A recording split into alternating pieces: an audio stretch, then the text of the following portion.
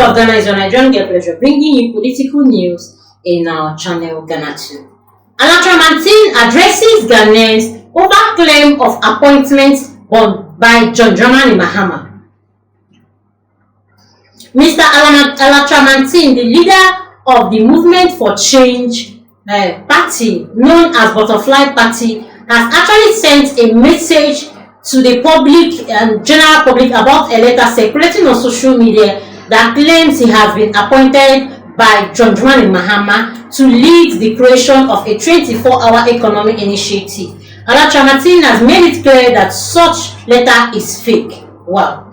And that his name should be removed from it immediately. Just as the letter was actually circulating that as the appointment is going on by our President John Mahama, just as we know that he has been appointing the people he will actually work with. And this letter has been circulating on social media that Mr. Kyerematen, the leader of Movement for Change party, which we know as Butterfly Party, also got an appointment by John Dramani Mahama to actually spearhead his creation of 24-hour economic initiative. And he has actually come out to tell everybody to debunk the news because it never happened. According to a statement signed by Kyerematen, Special Advisor to Communication of Kyerematen, the letter is fake and intended to mislead the public. The statement, released on Friday, January 17th, described the document as a fabrication made to cause confusion and never happened, will never happen, has never happened so far. The alleged letter claimed that Mr. Kyerematen has been named acting director of the establishment of a 24-hour economic board and secretariat. It further states that the appointment reflects President Mahama's commitment to include governance as outlined in the NDC's 2024 manifesto. We don't actually know how true it is or how fake it is, but him coming out to actually say that this thing never happened and is not part of what is happening now and should be seen as a fake speculation is actually maybe a prominent thing. Maybe what if President John Mahama actually made such suggestion and it's leaked out where they are still negotiating and he has not accepted it already.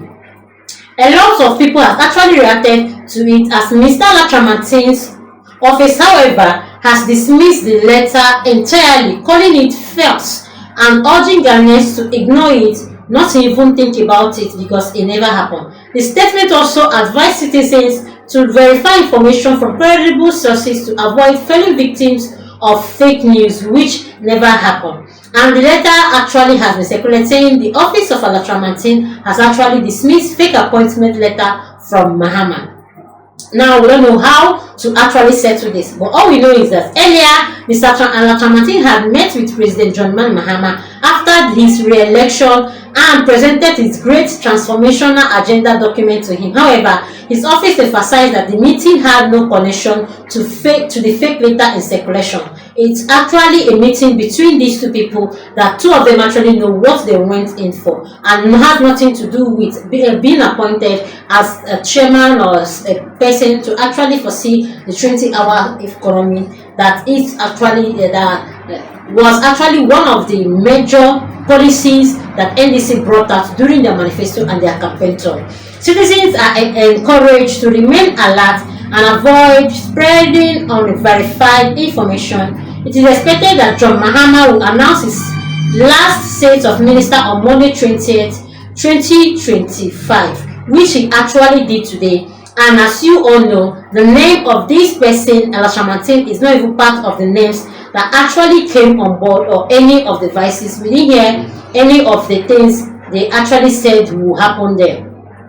Thereafter, Speaker Babin advocates for Pan-Africa unity to bolster the democracy in Ghana.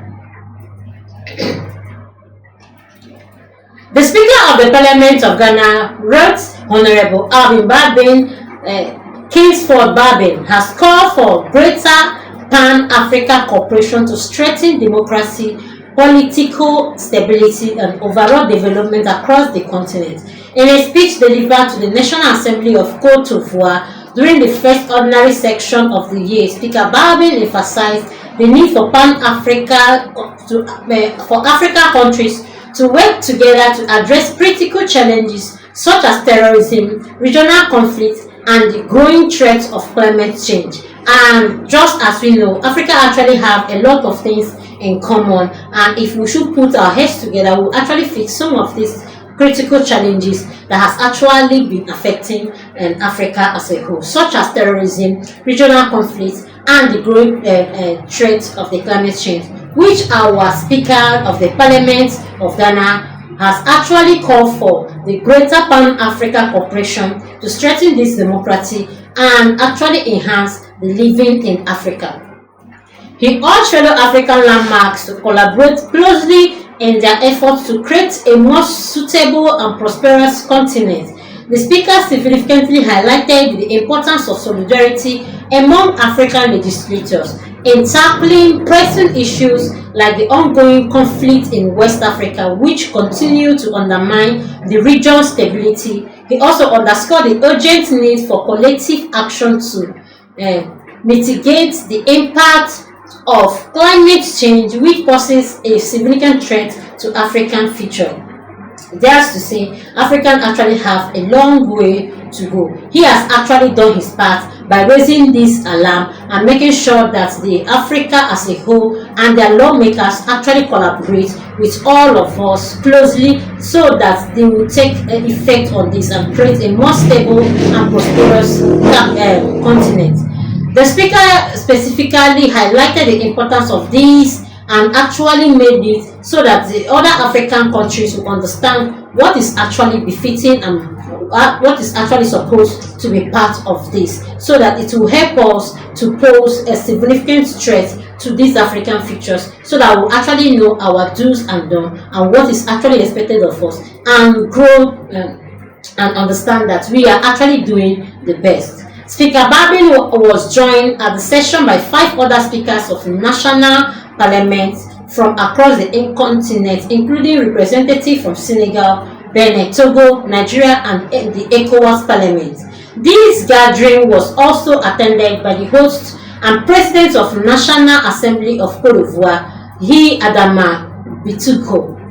The session served as a platform to reaffirm a shared commitment to strengthen African unity, primarily through the parliamentary diplomacy, constructive dialogue. The Speaker was also accompanied by his wife, Madam Linda Ofosua Obo, as well as several members of Parliament, including Honorable Habib Idrisu, Honorable Dorcas Tofe, Honorable Dr. Sebastian Sanderi, and some parliamentary staffs that actually accompanied him to this event. Please do comment on the above and also do it to like, comment, for put on notification bell so you get all our news one by one. Thanks, man.